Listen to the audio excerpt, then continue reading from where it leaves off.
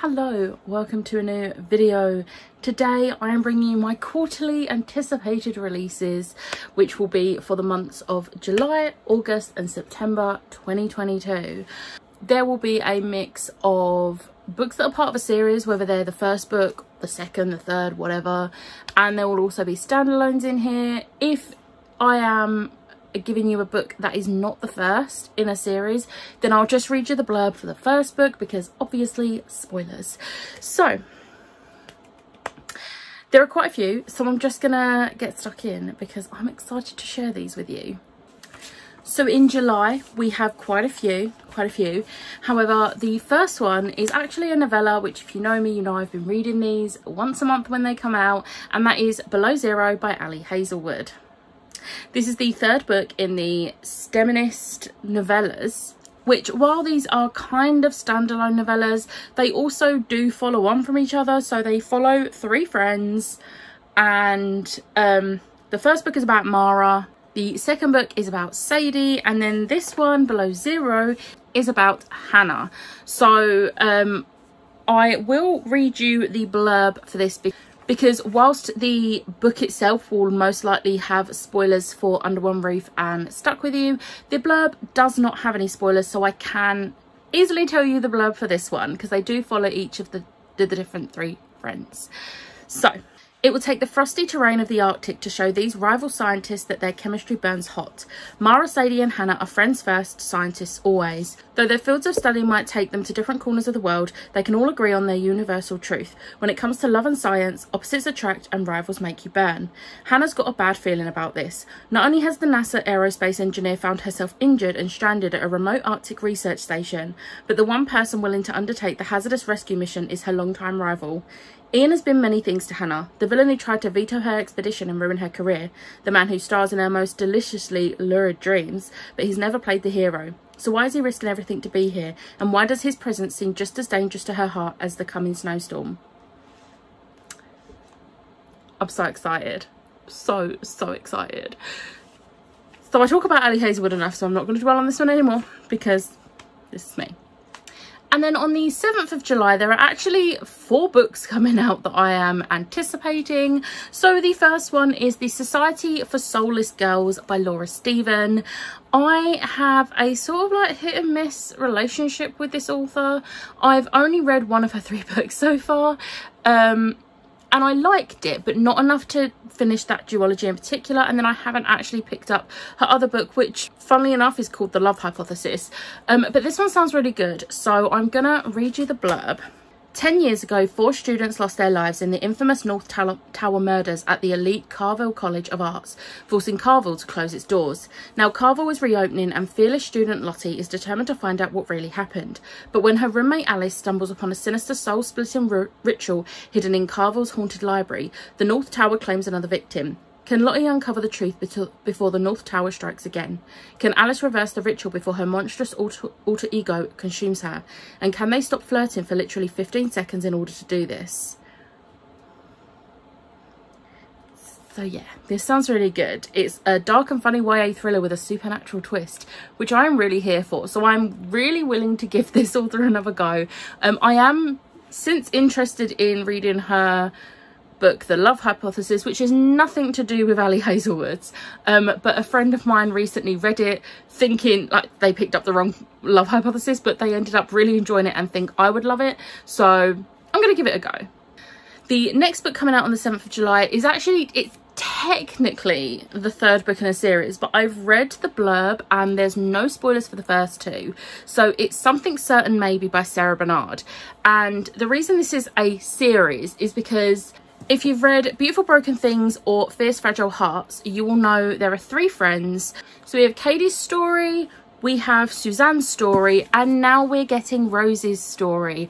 I am so excited for this one. I really love Rosie in these books, and I love these books. They are heartbreaking, soul-wrenching and beautiful. I love Sarah Bernard's writing and I've been so excited for us to get Rosie's story. So I am going to read you the blurb for this one because like I said, there are no spoilers to the other 2 books, so it's absolutely fine for me to read it. Rosie is ready for her life to begin because nothing says new life like going to university. After years of waiting and working hard, she's finally on the road that will secure her future, except university turns out to be not what she hoped or imagined, and although she's not exactly unhappy, really, she might be a little bit worried that she doesn't really like her course much, or her flatmates, or really anything.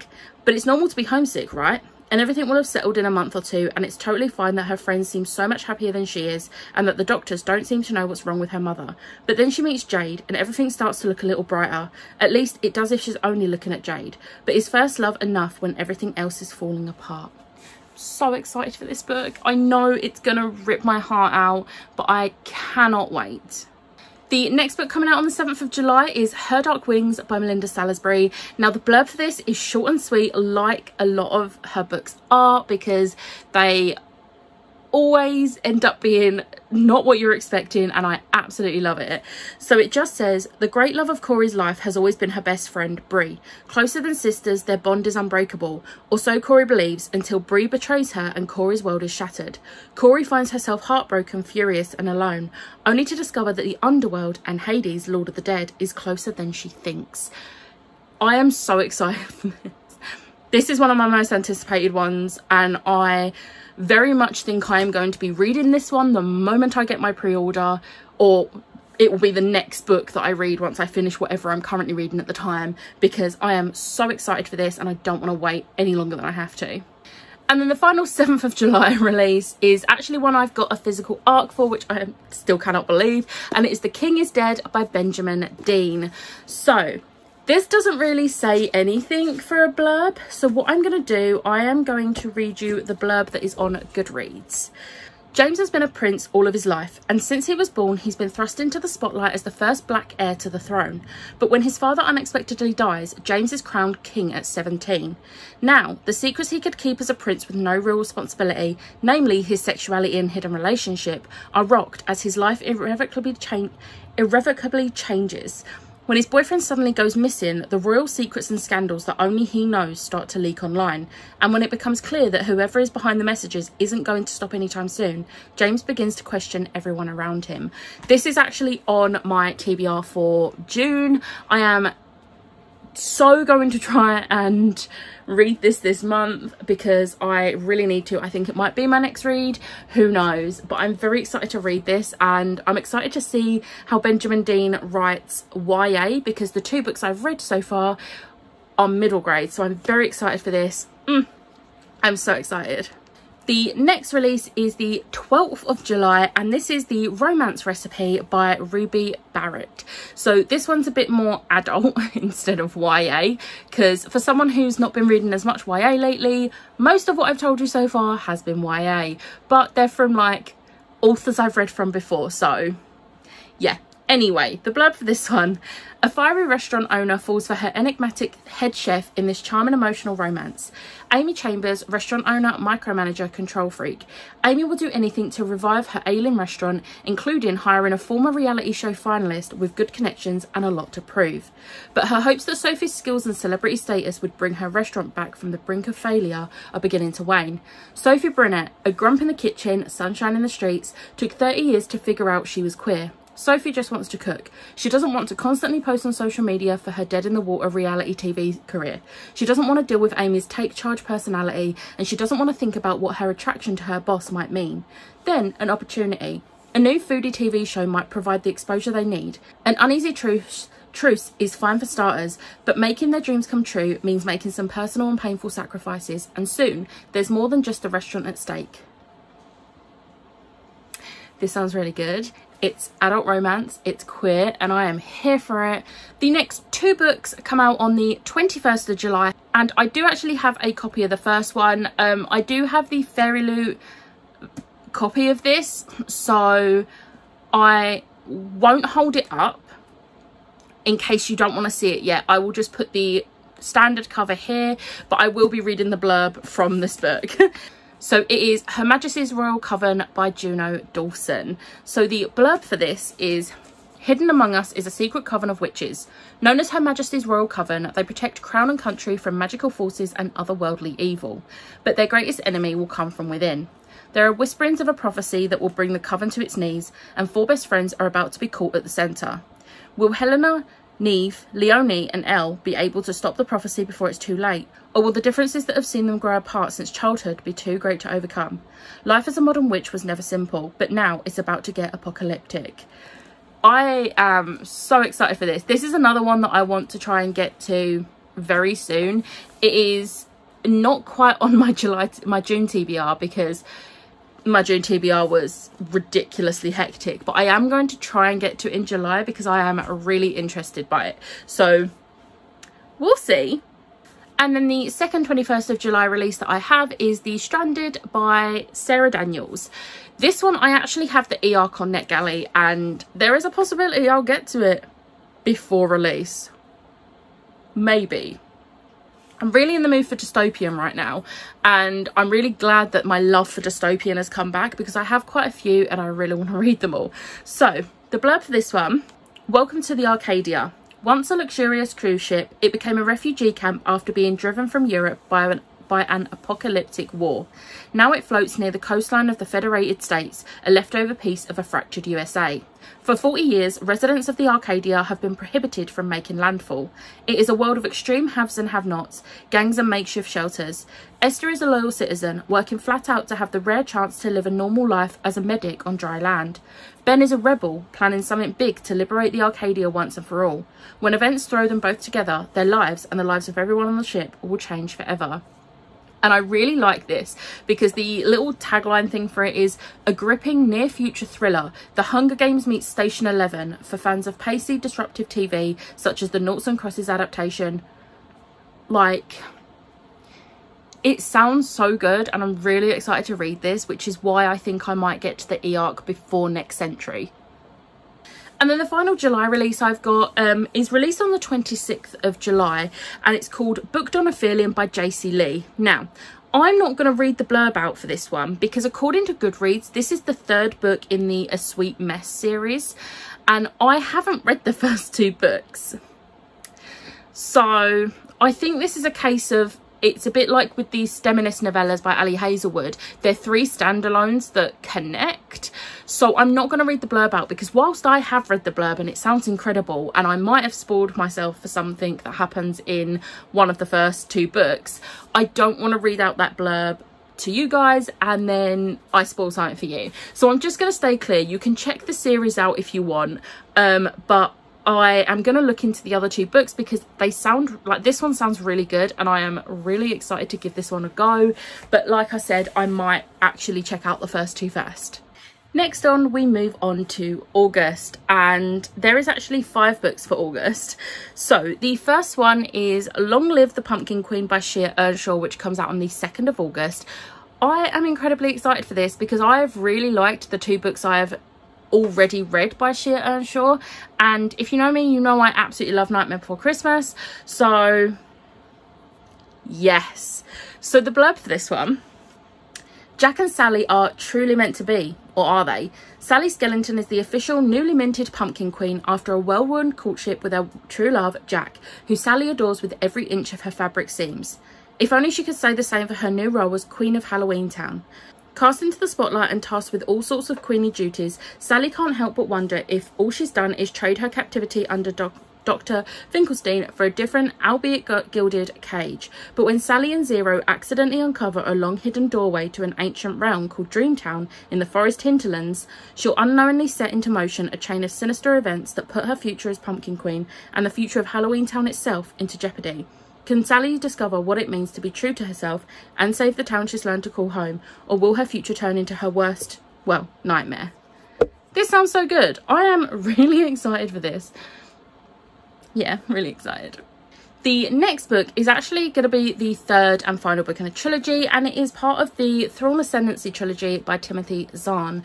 The 3rd book is called Lesser Evil. It comes out on the 4th of August, and you might be thinking, but Becca, you haven't read the first 2 books. Why is this on your anticipated releases? Because I am so interested in Thrawn right now because of watching Star Wars Rebels that I know I'm going to be like hooked on this. I've heard so many good things about it and I'm very excited. So I'm going to read you the blurb of the first book. Beyond the edge of the galaxy lie the unknown regions, chaotic, uncharted and near impassable, with hidden secrets and dangers in equal measure. And nestled within its swirling chaos is the Ascendancy, home to the enigmatic Chiss and the 9 ruling families that lead them. The peace of the Ascendancy, a beacon of calm and stability, is shattered after a daring attack on the Chiss capital that leaves no trace of the enemy. Baffled, the Ascendancy dispatches one of its brightest young military officers to root out the unseen assailants, a recruit born of no title but adopted into the powerful family of the myth and given the name Thrawn. With the might of the expansionary fleet at his back and aided by his comrade Admiral Aralani, Thrawn begins to piece together the answers he's looking for. But as Thrawn's first command probes deeper into the vast stretch of space his people call the Chaos, he realises that the mission he has been given is not what it seems, and the threat to the Ascendancy is only just the beginning. I'm very excited for this. I'm reading the first 2 books in July, and then as soon as this one comes out, I'm going to get it and I'm going to read it because I'm very, very excited. Next up, on the 18th of August, we have Meet Me in the Middle by Alex Light. So I have read Alex Light's other book, The Upside of Falling, and I really enjoyed it. So the blurb for this one: Eden had her best friend Katie. She didn't need anyone else. But then there was Truman, Katie's older brother, the artist, the recluse, the boy with the innocent smile and the dangerous eyes.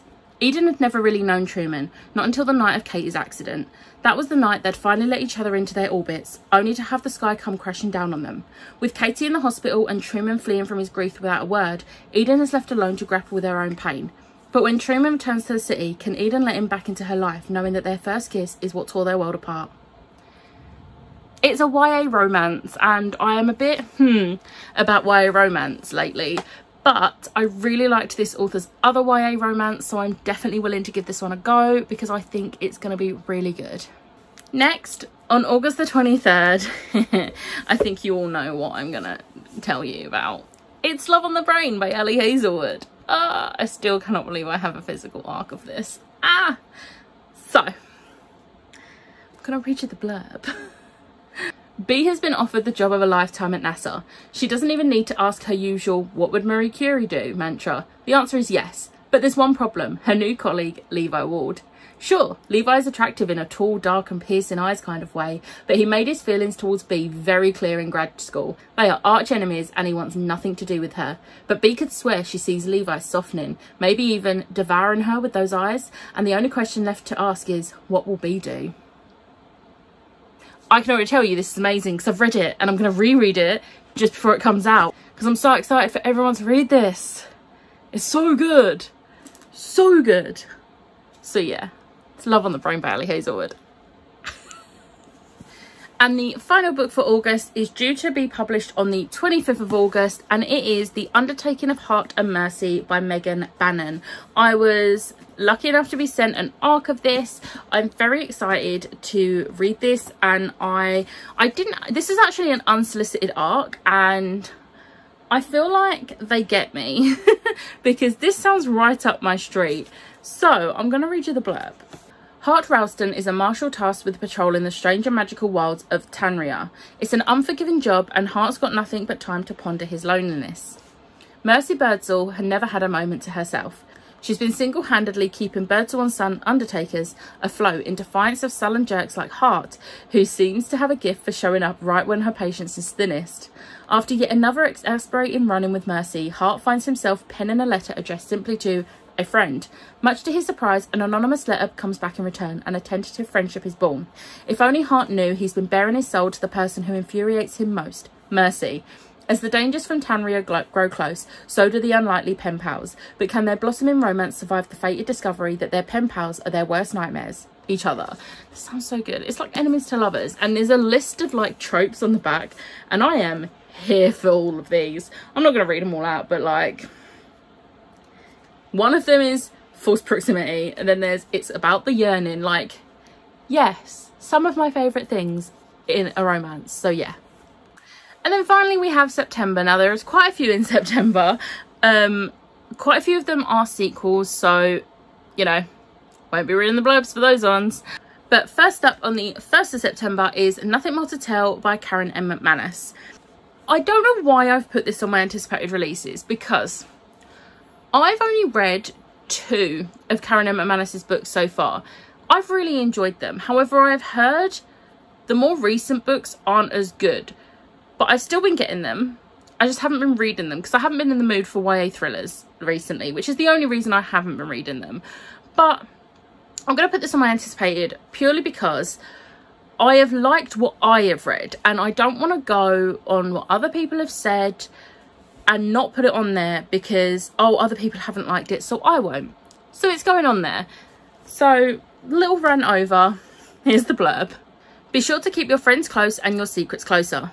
4 years ago, Bryn left St Ambrose School following the shocking murder of her favourite teacher, a story that made headlines after the teacher's body was found by 3 St Ambrose students in the woods behind their school. The case was never solved. Now that Bryn is moving home and starting her dream internship at a true crime show, she's determined to find out what really happened. The kids who found Mr Larkin are her way in, and her ex-best friend, Trip Talbot, was one of them. Without his accounts of events, the other 2 kids might have gone down for Mr Larkin's murder. They've never forgotten what Trip did for them that day, just like he hasn't forgotten that everything he told the police was a lie. Digging into the past is bound to shake up the present, and as Bryn begins to investigate what happened in the woods that day, she begins to uncover secrets that might change everything, about St Ambrose, about Mr Larkin, and about her ex-best friend Trip Talbot. 4 years ago, someone got away with murder. The most terrifying part is that they never left. Sounds really good, so I'm definitely going to give it a go because I'm not going to listen to what other people say. Next up, we have 4 books coming out on the 6th of September. So first up, we have Lizzie Blake's Best Mistake by Maisie Edins. So this is Lizzie has made endless mistakes. Kitchen fires, pyramid schemes, bangs of the hair and human variety. You name it, she's done it. I made a mess of it too. One mistake she's never made is letting anyone get closer to her than a single hookup. But after losing yet another bakery job due to her uncontrolled ADHD, she breaks her cardinal rule and has a 2-night stand that changes everything. Once burned, twice shy, Rake has given up on relationships and feelings, and any form of intimacy for that matter. Yet something about charming, chaotic Lizzie has him lowering his guard. For 2 nights, that is. Then it's back home to Australia and far away from the pesky feelings Lizzie pulls from him. But when Lizzie tells him she's got an unexpected bun in the oven, he'll do whatever it takes to be a part of this child's life. Except be emotionally vulnerable, obviously. He's never going to make that mistake again. Through a series of mishaps, totally platonic single bed sharing, and an underground erotic baking scheme, Lizzie and Rake learn that even the biggest mistakes can have the most beautiful consequences. Now, I'm not a massive fan of the whole pregnancy trope, because, but when... I don't mind as much when I know there's going to be a pregnancy trope going in, because I can sort of like deal with it because I know it's happening. It's when it's an unexpected one that I'm like, please stop. So I'm going to give this one a go because the actual story itself sounds really good. So we'll see. I'm a bit like, this is like more of a anticipated. So we'll see. The next one is the Sunbury Trials by Aidan Thomas. I have read Aidan Thomas's debut book and absolutely loved it, so I'm very excited for this one. Especially the fact that it's also the first in a duology, whereas the other 2 books by this author are both just standalones. So, only the most powerful and honourable semidiosis get chosen. I'm just a jade, I'm not a real hero. As each new decade begins, the sun's power must be replenished so that Sol can keep travelling along the sky and keep the evil obsidian gods at bay. 10 semidioses between the ages of 13 and 18 are selected by Sol himself as the most worthy to complete in the Sunbury Trials. The winner carries light and life to all the temples of Reno di Sol, but the loser has the greatest honour of all. They will be sacrificed to Sol, their body used to fuel the sunstones that will protect the people of Reno di Sol for the next 10 years. Tio, a 17-year-old jade semidios and the trans son of Quetzal, goddess of birds, has never worried about the trials, or rather, he's only worried for others. His best friend Nia, daughter of Tira, the god of earth, is one of the strongest heroes of their generation and is much too likely to be chosen this year. He also can't help but worry, reluctantly and under protest, for Aurelio, a powerful gold semidios and Tio's friend-turned-rival who is a shoo-in for the trials. Tio wouldn't mind taking Aurelio down a notch or 2, but a 1 in 10 chance of death is a bit too close for Tio's taste. But then, for the first time in over a century, Sol chooses a semidios who isn't a gold. In fact, he chooses 2. Iexo, the 13-year-old child of Mela Ceruti, god of bad luck, and Tio. Now they must compete in 5 mysterious trials against opponents who are both more powerful and better trained for fame, glory, and their own survival. It sounds really good. I'm really excited. Next, we have Fairy Tale by Stephen King. Now, I know what you're thinking. you're not a fan of Stephen King. However, this is fantasy, so I'm going to give it a go. I'm probably going to give it a go in the sense I'll get it from the library rather than buy it myself. But I do want to read this, so yeah. Charlie Reed looks like a regular high school kid, great at baseball and football, a decent student, but he carries a heavy load. His mum was killed in a hit-and-run accident when he was 10, and grief drove his dad to drink. Charlie learned how to take care of himself and his dad. When Charlie's 17, he meets a dog named Radar and her aging master, Howard Bowditch, a recluse in a big house at the top of a big hill with a locked shed in the backyard. Sometimes strange sounds emerge from it. Charlie starts doing jobs for Mr. Bowditch and loses his heart to Radar. Then, when Bowditch dies, he leaves Charlie a cassette tape telling a story no one would believe. What Bowditch knows, and is kept secret all his long life, is that inside the shed is a portal to another world. Portal fantasy. Yes. I'm going to give it a go. Next up is The American Roommate Experiment by Elena Armas. Now, I'm not going to read the blurb for this because I think... No, actually. No, I can. I can read you the blurb for this one because it's not spoilery. This is actually a sequel to Spanish Love Deception, but it follows Lena's best friend, Rosie. So, Rosie Graham has a problem. A few, actually. She has just quit her well-paid job to focus on her secret career as a romance writer. She hasn't told her family and now has terrible writer's block. Then, the ceiling of her New York apartment literally crumbles on her. Luckily, she has her best friend Lena's spare key while she's out of town. But Rosie doesn't know that Lena has already lent her apartment to her cousin Lucas, who Rosie has been stalking, for lack of a better word, on Instagram for the last few months. Lucas seems intent on coming to her rescue like a Spanish knight on shining armour. Only this one strolls around the place in a towel, has a distracting grin and an irresistible accent. Oh, and he cooks. Lucas offers to let Rosie stay with him, at least until she can find some affordable temporary housing. And then he proposes an outrageous experiment to bring back her literary muse and meet her deadline. He'll take her on a series of experimental dates meant to jumpstart her romantic inspiration. Rosie has nothing to lose. Her silly online crush is totally under control, but Lucas's time in New York has an expiration date, and 6 weeks may not be enough for either her or her deadline. I'm so excited for this. And they were roommates trope. I have a type right now, and it's the roommates trope. So, yes, I'll be reading this the moment it comes out. I need it. So the next book comes out on the 13th of September, and it is The Ballad of Never After by Stephanie Garber. Now, I'm not going to read you the blurb for the first book in this series because the first book has massive spoilers for the Caraval trilogy. So, I'm very excited for this book. I loved Once Upon a Broken Heart. It made me appreciate how the Caraval trilogy ends, because when I read the Caraval trilogy, I was not a fan of the ending. However, reading Once Upon a Broken Heart has given me full appreciation for how the trilogy ends. And what really frustrates me is people always say, no, you don't need to read the Caraval series first. Yes, you do. If you care about spoilers, read the Caraval trilogy first, because Once Upon a Broken Heart has massive spoilers for the ending of the Caraval trilogy. So yeah, just read the Caraval trilogy first, and that's all I'm saying on the matter. The next book is also coming out on the 13th of September, and it is Defend the Dawn by Bridget Kemmerer. This is the second book in the Defy the Night series, and I'm going to read you the blurb for the first book. So, in a kingdom where sickness stalks the streets and only the richest can afford a cure, King Harriston and his brother Prince Coric are forced to rule with an iron fist. Tessa Cade is a masked outlaw marked for death, but she likes it that way. Together with the mysterious, handsome Weston, she robs from the rich to help the poor, distributing medicine to those who need it most. As it becomes clear that the only way to save her people is to assassinate the king, Tessa faces a deadly mission that will take her to the dark heart of the kingdom and force her to work with the very people she intended to destroy. I love this book. It's incredible. And I am so excited for the sequel. Like, so excited. Next, on the 27th of September, we have Kingdom of the Feared by Kerry Maniscalco. I know. I'm so excited for this trilogy, like, conclusion, but I'm also not ready. So I'm going to read you the blurb for the first book, Kingdom of the Wicked. Although if you don't know what this is about, where have you been? Because literally everyone talks about this, because it's amazing. So the blurb for book 1: 2 sisters, 1 murder, a quest for vengeance that will unleash hell itself. Amelia and her twin sister Victoria have been inseparable all their lives.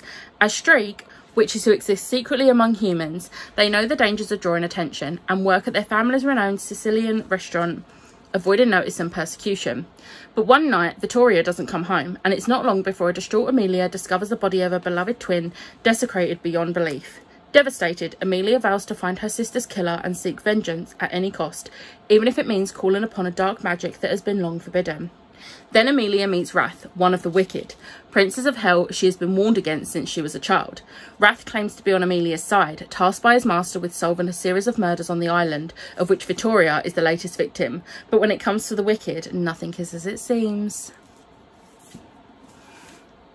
I'm so incredibly excited. I loved the first book, I loved the second book, and the third book, I need it now. I need it now.